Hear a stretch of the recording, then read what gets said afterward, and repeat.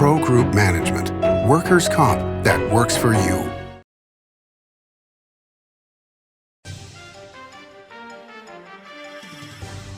Welcome to Nevada Newsmakers. On the broadcast today, we have an all Pundits Show with Bryan Wachter, John Sande IV, and Cheryl Blomstrom. It's all coming up next on an all-new Nevada Newsmakers.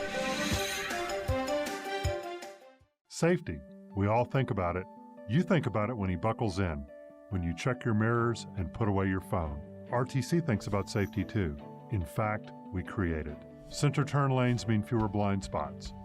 Bike lanes keep cyclists and you safe. Roundabouts reduce injury collisions, and all these crosswalks are designed to keep families like yours safe. Safety is your priority, and it's ours too. Every day, in everything we do. Retail's impact on Nevada's economy? Enormous.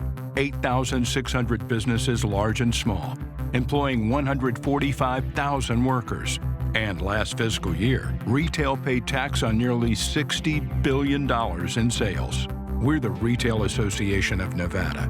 We support retail, we help it grow, and we mean business. RANNV.org. Pro Group Management is the place where companies can find workers' comp solutions that are designed to meet their specific business requirements. As regulations evolve, Pro Group takes a proactive approach to clear the path to make sure your business stays ahead of the curve.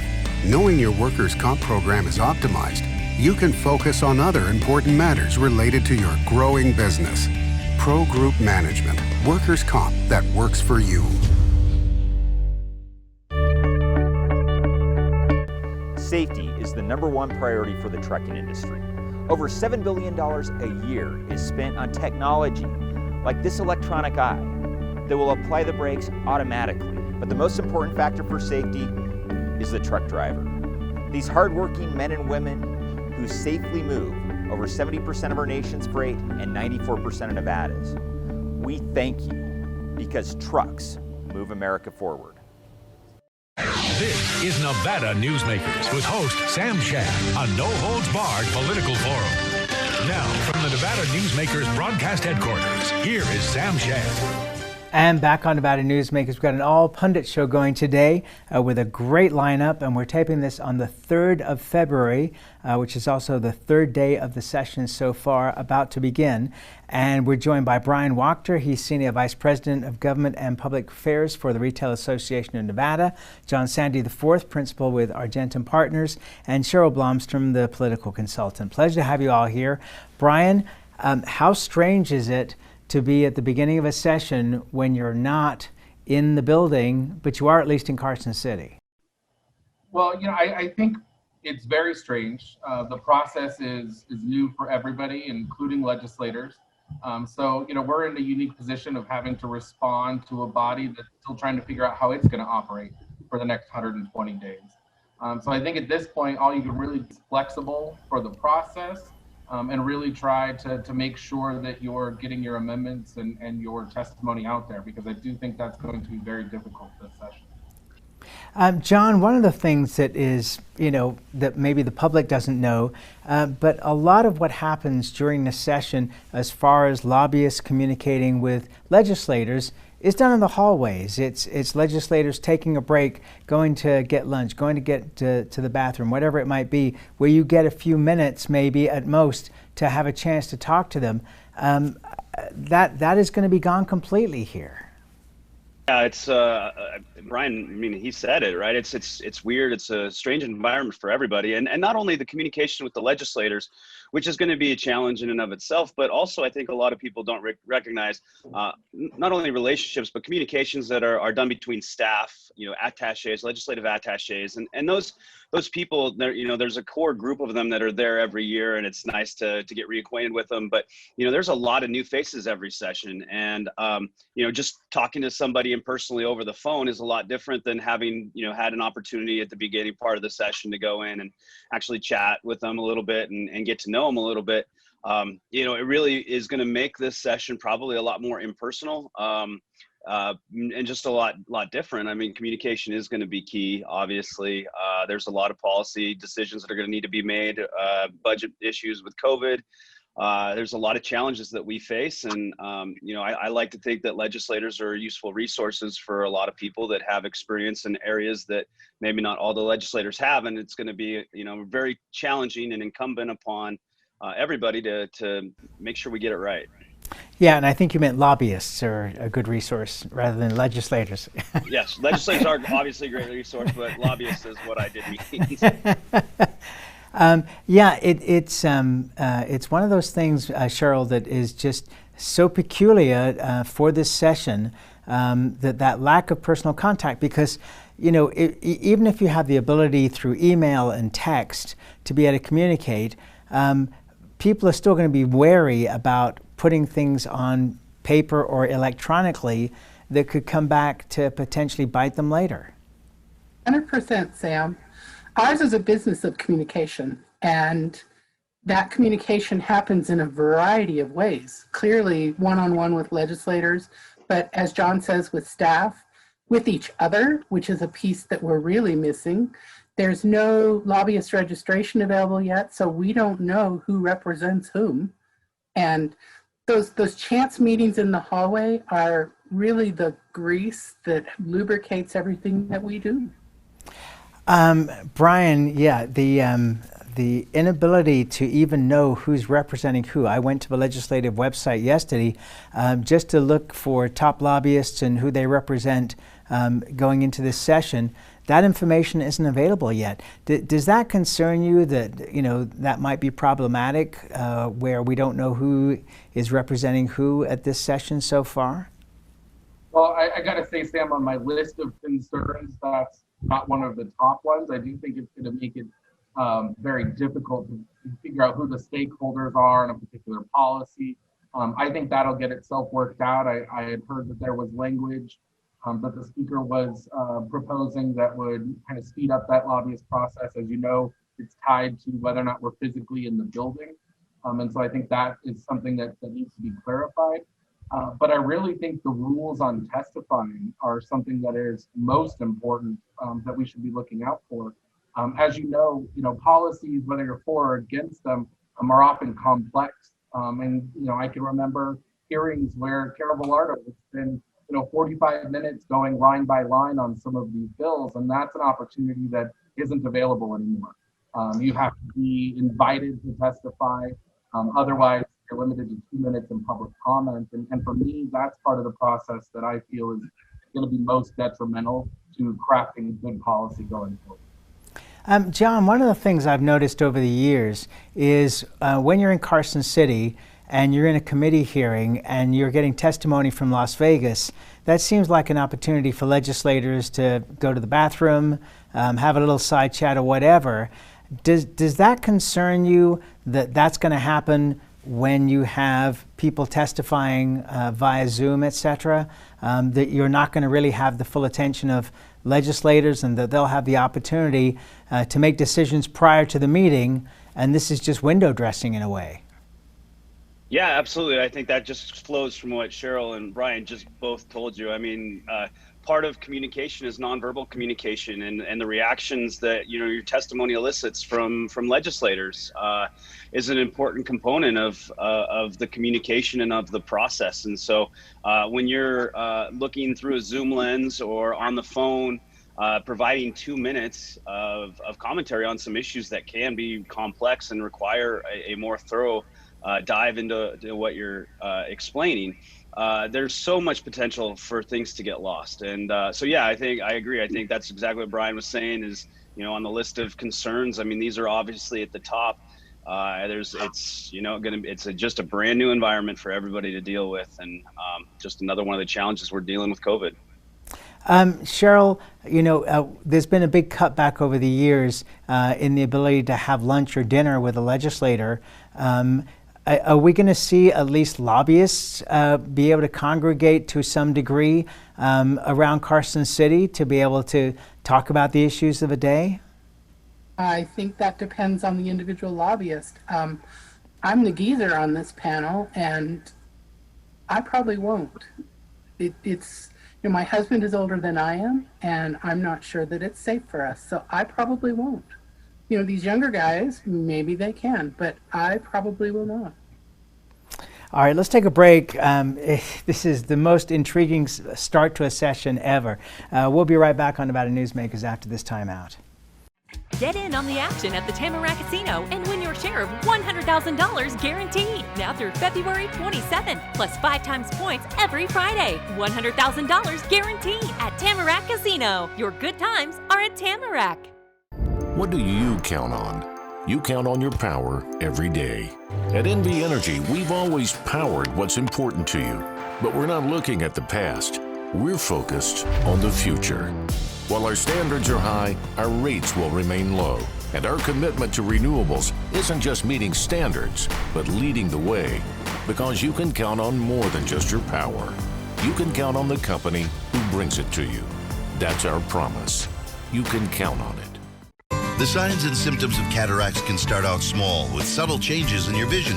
So don't wait. Be proactive and take your vision into your own hands. If you're experiencing the onset of cataracts or just have questions, contact your eye care professional or call Eye Care Associates of Nevada today. Dr. Hiss has years of experience specializing in the surgical correction of eye disorders and has completed over 84,000 vision correcting procedures. At Eye Care Associates of Nevada, we'll change the way you look at the world.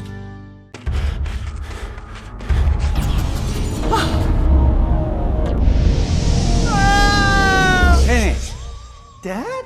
What are you learning? This place is great. Huh? You gotta try this. Wow, this stuff is great. People are gonna love it. Yes. Yes, they will.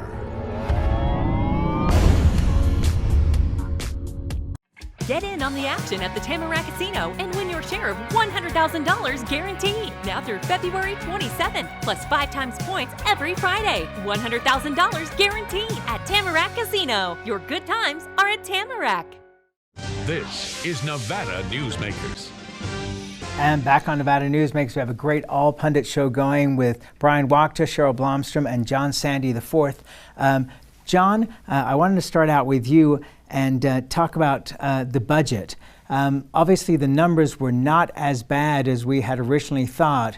Where do you think the discussion is going to head as far as the budget and cuts or potential increases in revenue? Oh, I think they're probably going to focus around the issues that we always talk about trying to fund, education, healthcare, employees. There's, obviously a lot of sources that our state, requires revenue to function properly. And I don't think this session, as far as, budget concerns, we're always going to be focused around making sure we get enough money into education and healthcare, Medicaid. I know, we're talking about increasing reimbursement rates and trying to provide for, a robust program through Medicaid. So I see that being, somewhat typical to other sessions, regardless of COVID. I mean, COVID does present obviously some needs, but hopefully we'll get some federal funding to help us kind of alleviate some of those. And Bryan, that as of the New York Times, as we're taping this morning, they're talking about using the reconciliation process in Congress to get President Biden's $1.9 trillion relief to the nation. Is that going to really change things in Carson City to the point where, we will have more money than we were really banking on, and that will enable us to do more things?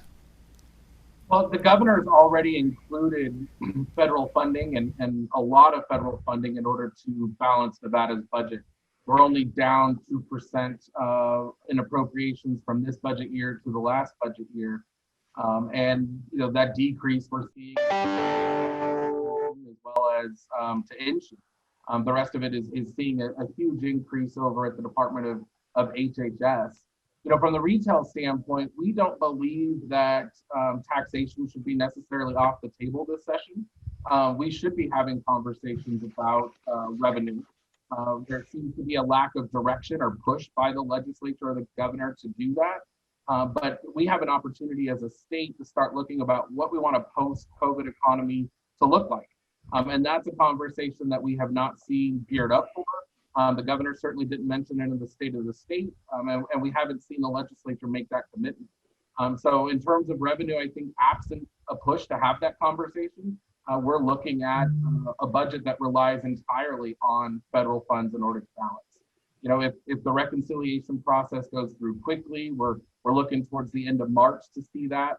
But there are portions of the president's economic or COVID relief plan that, experts are looking at whether or not it can even get through, the Byrd Amendment on qualifying for reconciliation. Things like a $15 minimum wage, I think they're going to be hard pressed to find a compelling, substantial reason that that's going to affect the U.S. deficit. So I don't believe that is going to be a quick and easy process. And we'll be waiting for a couple of months at the legislature to see whether or not we need a plan B.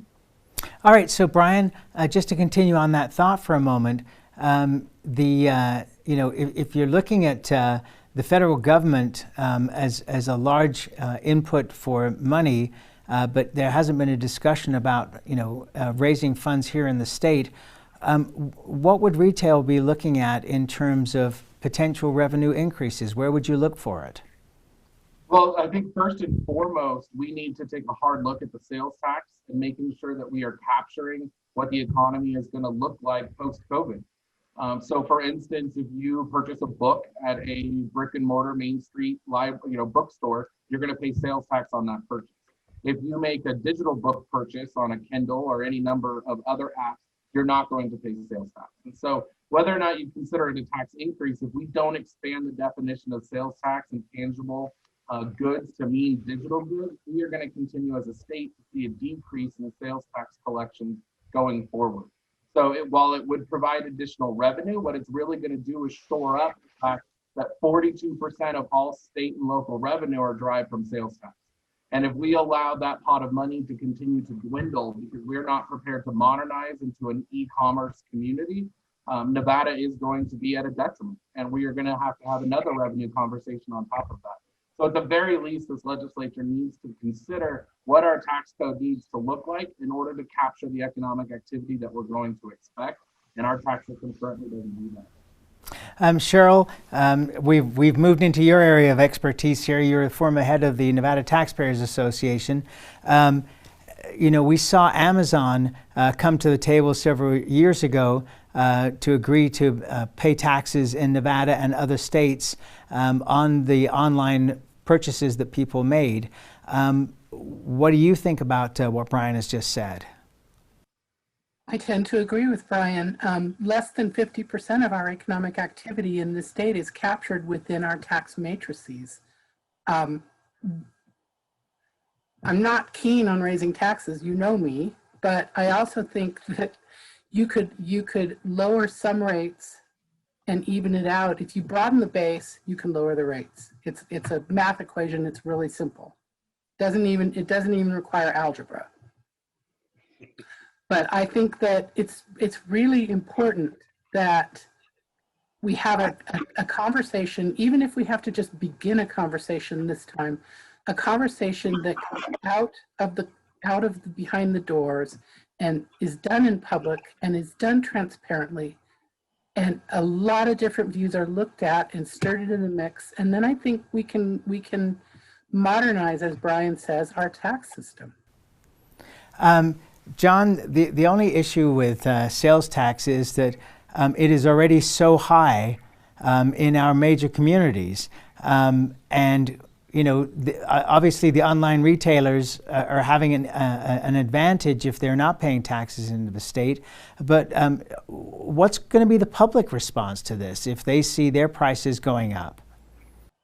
Well, I mean, if I could first point out that this is a perfect example of what we were talking about in the first segment about how important these small conversations are to spur, policy discussions and how quickly and easily they can occur. And so I agree with you, but I mean, Cheryl, I think just hit it on the head is that you don't necessarily need to talk about increases in sales tax. Is that if you broaden the base, that will generate more revenue that would allow for you to lower rates. And I think there's a consideration about our our brick and mortar, our small businesses in our state that are being, unfairly disadvantaged against some of these online retailers that are selling pretty much the same products, but not having to pay sales tax on it. And then I think there's a good policy discussion to be had around that is do we want to favor out-of-state online retailers versus our brick and mortar retail establishments that are paying not only sales tax, but property tax, payroll tax, and all the others. And so, there's a number of factors that go into a discussion like this.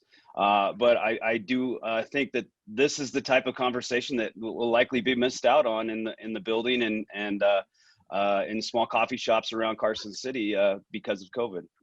Sam, if I could jump in there, I would share with you that the Retail Association regularly polls the public on lots of issues, and we've polled specifically this question about changing the loophole on digital goods, and we've found public support in the high 60s, 68%. And the last time we went out, people understand that this is something to do. And Nevada has moved into the direction. Online, marketplaces and online companies do collect and remit sales tax. That was a long conversation, and the Nevada legislature did that. But they can't collect tax on an item that is not currently defined as taxable. And so that's why those items and a definition change would be needed so that those folks can continue to follow the rules like we know that they want to and remit that sales tax. But when you talk about sales tax going to cities and counties, local school support tax, there's a lot of folks that are going to be harmed if we're not modernizing this, our tax structure. All right, let's take another break. We'll come back and then we'll mention another tax that may become a hot topic at this session right after this timeout. Get in on the action at the Tamarack Casino and win your share of $100,000 guaranteed. Now through February 27th, plus 5 times points every Friday. $100,000 guaranteed at Tamarack Casino. Your good times are at Tamarack. Enjoy exceptional value and a comfortable atmosphere at Reno's newest steakhouse, Nevada Steak. Ooh, your good times at Tamarack. Your good times are at Tamarack Casino. Dimitri Prine here for Design Outdoor. Come visit Design Outdoor's store and backyard to see our wide selection of fire pits, barbecues, and pizza ovens, natural stone water features and fountains, and frost-proof pottery. Our store and backyard are located at 11600 South Virginia, just north of DeMonte Ranch Parkway. Visit designoutdoor.com or call us at 851-9499. Can't do it. Stupid, like my mom. We can't do anything at Mommy's because you won't pay child support. Dad said you cheated, and he's not even sure he's my dad. Mommy said you left both of us, so she isn't gonna let me see you. I look just like my father. I'm divorce attorney Marilyn York, and I may represent men, but hate has no gender, only casualties. Please, stop sacrificing your children in your war against your ex. This is Nevada Newsmakers. And back on Nevada Newsmakers, we have an all Pundits show going with Bryan Wachter of the Retail Association of Nevada, John Sande IV with Argentum Partners, and the political consultant Cheryl Blomstrom. Property tax rates. This has been an interesting situation for many years now in the state of Nevada, where we have a split roll between what people pay on residences and what people pay on businesses. And a lot of local governments would love to see a change in the property tax rates to capture more money because they've been hit so hard. What are your thoughts on where this might end up going during this session? That's a really good point. That started in 2005, actually started before that with an initiative petition, signature gathering campaign that really torqued, going to make a nice word, it just torqued the entire legislative conversation that year. And I don't think it was a good choice. I think there were other better ways. It was a cudgel instead of a scalpel. And I don't think that it has inured well to the benefit of the state. That said, people are very used to it right now. So if that's going to change, again, another conversation that needs to be in the open, transparent, with a really good explainer why it needs to happen. I think that we tried a little bit of that in 2017. We tried a little bit more in 2019. I don't know if as a state, if we're ready to hear that. And I think we probably need to at least have the conversation. Bryan, let's just talk about for a moment partisanship. Are we starting off at least in a bipartisan fashion, or are you concerned that we're already ready to jump into the fight? Well, I mean, I think if we just look at the day's one activity, it took them quite a few hours to negotiate the rules for the legislative session. Specifically, I listened to the floor speeches. There were concerns about where you could remote vote and whether or not members could view committee in the committee room. And so I think the fact that it took them a little while to get started and to get on the same page in terms of what the rules are going to be doesn't give me a lot of optimism that everyone's on the same page for the next 120 days. I'm certainly hope being outside the building, saw it wrong, but I think it does speak a little bit to how much conflict we might be able to anticipate going forward. And that's where we have to leave it. Thank you all very much. I look forward to talking to you all much more during the session, but thank you for being here this morning, and we appreciate it. And we'll be right back. Bryan Culpa Photography was born in the rolling hills of Massachusetts, and now he can help you experience the stunning beauty of Nevada in a whole new way through the power of flight. Flying has always been a passion for Bryan, and at Bryan Culpa Photography, he can make your imagination soar. Bryan has the creative mind and tools to tell your unique story. Experience the bird's eye view at bryanculpaphotography.com. Hi, my name's Marilyn Miner, and I'm sure you'd agree that Nevada's a very special place to live. I was born here, and my husband and I have raised our family here. I feel it's a privilege to live and work in the Truckee Meadows. I especially enjoy helping my clients reach their real estate goals. Sometimes the smallest details provide the greatest satisfaction. I'd be complimented to talk to you about your next move. Call Marilyn Miner at Dixon Realty, 742-1280, or log on to marilynminer.com. Safety. We all think about it. You think about it when he buckles in, when you check your mirrors and put away your phone. RTC thinks about safety too. In fact, we create it. Center turn lanes mean fewer blind spots. Bike lanes keep cyclists and you safe. Roundabouts reduce injury collisions, and all these crosswalks are designed to keep families like yours safe. Safety is your priority, and it's ours too. Every day, in everything we do. Pro Group Management specializes in providing industries with the necessary components to satisfy and exceed workers' comp requirements. Every business has unique needs and specific regulations. Pro Group Management stays ahead of the curve, providing up-to-date services to keep your industry in top form. Discover how we simplify your tasks, improve efficiency, and reduce expense to keep you moving in a positive direction. Pro Group Management. Workers' comp that works for you. You can now watch Nevada Newsmakers on YouTube. Just go to YouTube and search for Nevada Newsmakers and become a subscriber. We'll see you on the next broadcast. Thanks for watching and listening.